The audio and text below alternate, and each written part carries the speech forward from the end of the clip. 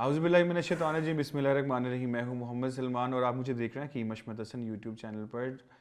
आपके लिए हम एक सीरीज़ लेके आए रमज़ान और हिकमत, और उसमें आज किसी बीमारी के बारे में बात नहीं की जाएगी। आज सिर्फ बात की जाएगी खाने के ऊपर कि आप खाना खाएं, दिल खोल के खाएं।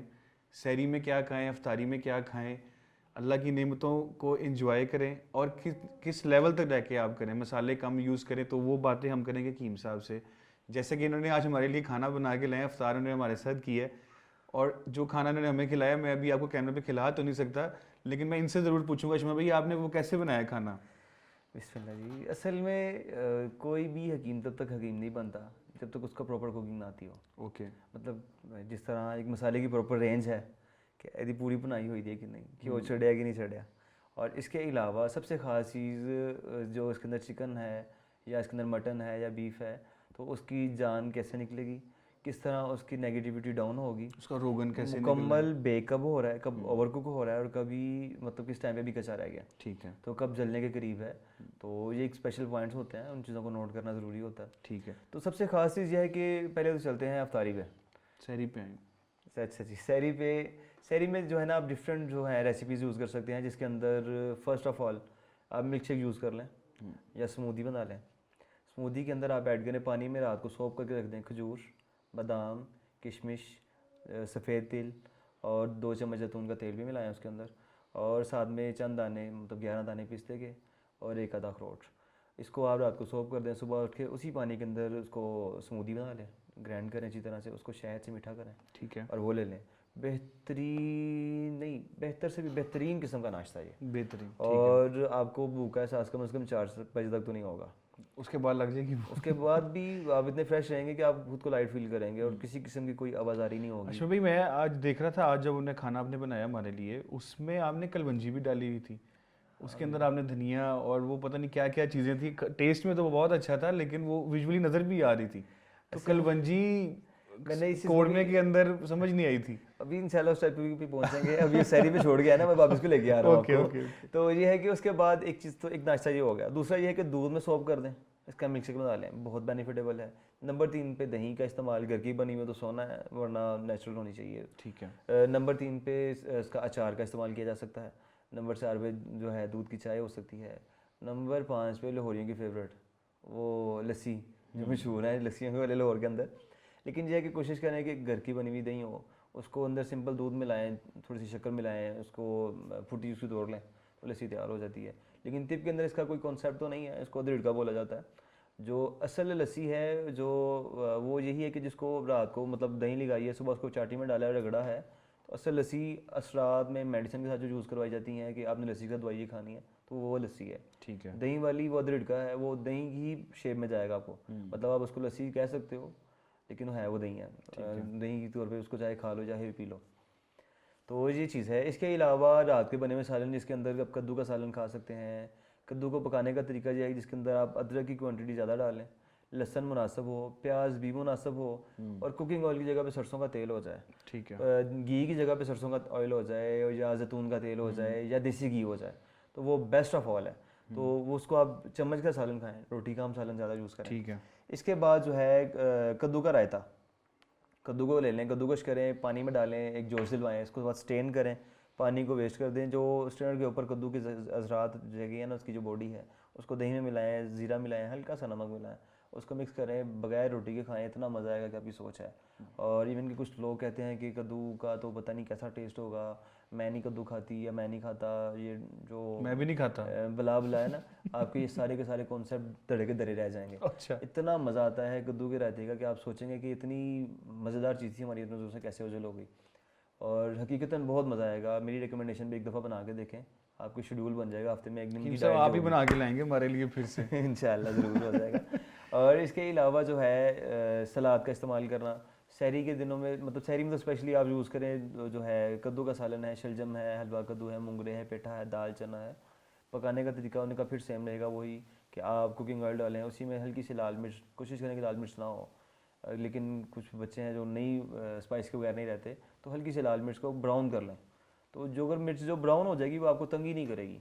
हालांकि जिस अभी आपने तज़किरा किया कि आपने उधर मसाले भी नज़र आ रहे थे, लाल मिर्च उस हंडी के अंदर भी है, लेकिन उसने जलन तजावीज़ इसलिए नहीं किया कि उसकी प्रॉपर जो उसकी मैं है वो मार दी गई है, ठीक है। उसकी प्रॉपर बुनाई हो चुकी हुई है, तो उसमें वो चीज़ आपको दिक्कत नहीं करेगी, परेशानी नहीं करेगी। जंक फूड्स आपको तंग क्यों करती हैं? क्योंकि बिल्कुल एंड ऑफ द टर्म उसके ऊपर अंदर पानी मौजूद होता है, ऊपर लाल मिर्च डाली जाती है, तो वो पानी की वजह से प्रॉपर पकाई नहीं हो पाती। तो वो आप हांडी को जब भी आप किसी भी वीडियोस देखते हैं जो है सोशल मीडिया पे, तो आप देखते हैं कि वो एंड ऑफ द टर्म थोड़ा सा घी और एंड पे डाल देते हैं। वो क्या है जी, जब आप हांडी का घी छुड़वाएंगे ना तो उसमें टाइम लगता है। तो अगर आपने ऑर्डर दिया तो आपको 15 मिनट में टेबल पे सर्व करनी है, तो फिर वो छुड़ाएंगे नहीं आपको जंक फूड की तरह, वो चीज़ आपको तंग करेगी। जो उसके अंदर कचाहट रह गई है, ठीक है। जो हाफ कुक रह गया है, गोश्त तो पहले उन्होंने फ्राई कर लिया, अच्छी तरह बेक कर लिया, वो उसका मुकम्मल कुकिंग हो गई, लेकिन जो लाल मिर्च कच्ची रहेगी वो आपको तंग करती है। और असल में बहुत सारे मसाइल, जिगर की गर्मी, मैदे की गर्मी, खून की तपश, स्किन इन्फेक्शन, खारिश, तपहट, ये इसी वजह से आते हैं। और जब इसके अंदर आप मक्खन का यूज़ कर लेंगे, जब इसके अंदर आप जो है क्रीम का यूज़ कर लेंगे, जो कि नेचुरल घर की दूध की मलाई है, उसका इस्तेमाल करें, आपको ये मसाइल नहीं आएंगे। ठीक है। और अब चलते हैं अफ्तारी की तरफ। अफ्तारी में जो मुझे अपनी ज़ात के लिए पसंद है, जो मैंने आज अपनी अफ्तारी जो आपने तज़किरा भी किया, उसमें रोज़ा खोला है, वो खोला है केले के साथ, मतलब ट्रे के अंदर केले भी काटे हुए थे, और साथ में थी खरबूजा था, साथ में खजूरें थी, और उसके साथ पानी का रोज़ा जो है ना अफ्तार किया है। लेकिन हम रूटीन में मैं कोशिश करता हूँ कि नीम गर्म दूध ले लूँ, या जो भी मिल जाए, क्योंकि बाज़ जगह पे हम भी बेबस होते हैं, किसी जगह पे बैठे होते हैं, तो उस टाइम पे जो है ना हम ओपनली ये करते हैं कि जो चीज़ मिल जाए, खजूर के साथ तो लाजमी है हर हाल में, खजूर है, खरबूजा है, हर हाल में उसके साथ रोज़ा अफ्तार किया जाता है। तो उसके बाद जो है खाने की तरफ जब टर्म चलती है, तो कोशिश करते हैं जब अपने हाथ का खाना बना हो, स्पाइसी भी हो तो डजेंट मैटर, लेकिन उसकी प्रॉपर बेकिंग हो, बुनाई पूरी हुई है बुनाई उसकी। पूरी होनी चाहिए। ठीक है। और आप जब भी किसी होटल में जाते हैं, आप ज़ाहिर बात है जंक फूड है, मना कर दूँ तो आप बोलेंगे कि हम सब तो जंगलों में रहते हैं मतलब आपको कोई क्रेज़ी नहीं है, सोशल मीडिया का दौर है, बच्चे खुद ख्वाहिश करते हैं, पापा मैंने ये खाना है, मैंने ये खाना है, तो आप उनकी ख्वाहिशा तो पूरा करते हैं यार, बाप की ख्वाहिश यही है। और इस चीज़ के लिए जब भी आप किसी की भी होटल पे जाएं तो उसे बोलें कि नहीं, इसकी मसाले की प्रॉपर बुनाई करो, पानी तेल इसका छुड़वाओ, जिसके अंदर पहले आपने सबसे स्टार्टिंग में ऑयल डाला था, जब तक वो ऊपर नहीं आएगा तब तक इसको पकाते रहो। तो जहाँ पे 15 मिनट लगते हैं वहाँ पे 35 मिनट लगवा लेकिन दें। वो कमर्शियल इनकी ग्रेवी कम हो जाएगी ना, वो भी तो देखें। कोई मसला नहीं है, आपने खुद ही तो खाना पे किया हुआ है, ओके। जो अब आप अल्टरनेट करवाते हो तो उसमें तो होटल वाले को कोई तकलीफ नहीं होती। तो ये है कि मज़ा भी आपको प्रॉपर रहेगा, आपको जजा नहीं आएगी, आपकी जो एक जंक फूड आपकी बॉडी को डिस्टर्ब करती हैं, आवाज़ार करती हैं, वो आवाज़ार ही नहीं आएगी। कम से कम जिस लेवल पे आम रूटीन में आ रही है वो तो नहीं आएगी ना, लाइट हो जाएगी, उसके असरात कम हो जाएंगे। और जब आपने जंक फूड किया, घर आके आप दूध का इस्तेमाल कर लें, जब आप बिस्तर पे जा रहे हैं तो दूध का गिलास पी लें, उससे होगा कि मोशन खुल के आएगा, जो डेली आपने एक्स्ट्रा जो फ्लेवर के लिए एक्स्ट्रा स्पाइसेस ऐड करवाए हैं वो निकल जाएंगे बॉडी से। तो ये चीज़ है, इस तरीके से इससे काफ़ी हद तक बचा जा सकता है इसके नेगेटिविटी से। पॉजिटिविटीज़ लेना हमारा जो है ना वो मेजर है। तो इसके अलावा जो है अपनी डाइट के अंदर चले जाएँ, जो रेसिपीज़ के अंदर है, आप मटन का यूज़ करें, बेहतरीन चीज़ है, लेकिन बहुत ज़्यादा गोश्तखोर होना भी अच्छी बात नहीं है। अपनी रूटीन को शेड्यूल करें, मतलब स्पेशली मुझे अभी भी याद है कि आज से 3-4 साल पहले सैयद तौसीफ़ हैदर ज़ैदी साहब सैयद हैं, और तकरीबन 24 से 25 साल उनकी एज थी। हाँ जी बिल्कुल, उस टाइम उनकी अनमैरिड थे। तो जब वो हमारे पास रमज़ान की खिदमत के लिए आए हमारे गांव, हमारी मस्जिद में, तो उनके अपने अल्फाज से जब उनके आफ्टर ऑल रमज़ान मुकम्मल होने पर जब डिस्कशन हुई, तो उन्होंने कहा अशमत भाई मुझे जो है इस चीज़ की खुशी है कि मेरा ये रमज़ान बड़ा ही मुताहर और पाक गुजरा है। आगे भी घर पे भी होते हैं, रमज़ान में करते हैं, तो रमज़ान में इतलाम की शरह भी बढ़ जाती है, टेंशन भी रहती है, आवाज़ारी भी होती है, मसाइल भी होते हैं, लेकिन जहाँ पे ऐसा कुछ नहीं हुआ, तो ये मुझे समझ नहीं आई, ये इलाके की वजह से है, या मैंने बोला कि आपके लिए जो फूड डिज़ाइन होती है, जो आपके सामने सर्व की जाती है, तो इसमें आप करते हैं थोड़े से नखरे, वो तो बात गलत है। इसकी वजह से आपके पाँव सोए थे कुछ दिन के लिए, लेकिन दोबारा उसकी आपको डांटा हुआ, बाबा ने कहा कि नहीं आपने ये खाना है, जो तब को दिया जाता है वो खाया करें, रखने के लिए नहीं देते, कि खाने के लिए देते हैं, आप खाया करें इनको, जब आप सारी हमारी तरफ से जाती थी उनकी तरफ। तो उसके बाद जब उन्होंने कहा कि रमज़ान बड़ा साल गुजरा, फिर मैंने बताया कि आपकी डाइट नहीं, हमारे घर की डाइट को कम से कम डाई हकीम जो है ना वो चेक एंड बैलेंस करते हैं। मतलब बाबा मेरे अल्हम्दुलिल्लाह मेरे उस्ताद हैं, मेरे गुरु हैं वो हकीम, मैं ख़ुद क्वालिफाइड हकीम, इसके अलावा मेरी जो वालिदा हैं वो भी कम से कम 50% प्लस, तो वो भी हकीम 50% ऐसे ही। तो डाई हकीम आपकी डाइट को बैलेंस करते हैं, क्योंकि मैं भी यंग हूँ, आप भी यंग हैं, तो जो चीज़ मेरे लिए डिज़ाइन होती है वही आपके लिए आ रही है, तो इसलिए जो चीज़ आपको दी जाती है वो आप लाजमी खाया करें। तो कहने लगे कि इसके अलावा अगर मुझे कोई ऐसी इन्फॉर्मेशन चाहिए हो तो आप, तो मैंने कहा जी आप हमारा नंबर रखें, हम हाजिर हैं।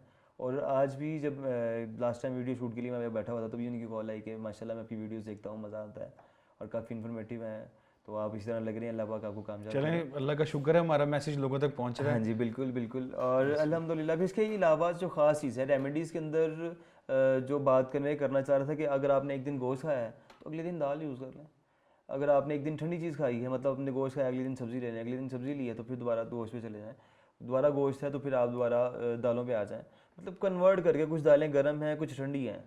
किसी को सिंपल साड़ी ना सियाने के अंदर किसी ने माँ वादी थी, किसी ने नरोए, कि किसी को न्यूट्रल लगते हैं, किसी को गर्म लगते हैं, किसी को बाईबादी करते हैं, ऐसे ही। किसी को गैस बन जाती है। लेकिन डिपेंड करता है वो जो उसको ऊपर तड़का दिया जा रहा है उस तड़के को, कि बाईबादी को न्यूट्रल कैसे करना है, गर्म को ठंडा कैसे करना है, किसी को अदरक का तड़का देना है, किसी चीज़ को लहसन का तड़का देना है। तो उसकी न्यूट्रली जो है ना न्यूट्रल पॉइंट पे उसको लाना, स्टेबल करना, ये जो है ना हकीम को या आपके बावर्ची को इतना पता होना चाहिए। और इस वजह से मैं अक्सर व बेशतर अपने डिफरेंट चैनल पे इंटरव्यूज़ में मैं कहता हूँ कि कम से कम आपकी घर की जो वालिदा जो कुकिंग आपके लिए करते हैं उनको तबीब होना ज़रूरी है। मतलब ये मेरी जितनी भी वीडियोस हैं, ये अगर कोई लेडी अपनी रूटीन वाइज वीडियोस देखती हैं तो वो कम से कम इतना फैसला कर सकती हैं कि अगर मेरा बच्चे को ट्रोजर उसका गंदा हो रहा है तो उसको मैंने क्या क्या देना खाने के लिए।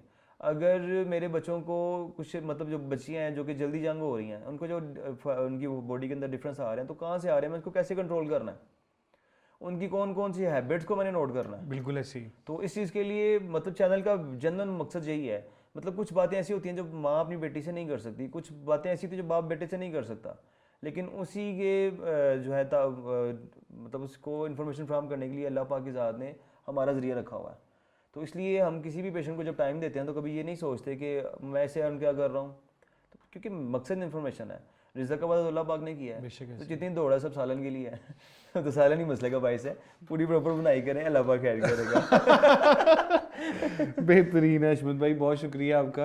आप लोगों का भी बहुत शुक्रिया, आप हमारी वीडियोस को बहुत पसंद कर रहे हैं, बहुत लाइक कर रहे हैं, और आपसे रिक्वेस्ट है कि चैनल को सब्सक्राइब भी कीजिए, लोगों से शेयर कीजिए, ज़्यादा से ज़्यादा लोगों तक शेयर कीजिए, और इंशाल्लाह मुझे दें इजाज़त। इंशाल्लाह मिलते हैं नेक्स्ट एपिसोड में। अल्लाह हाफिज़।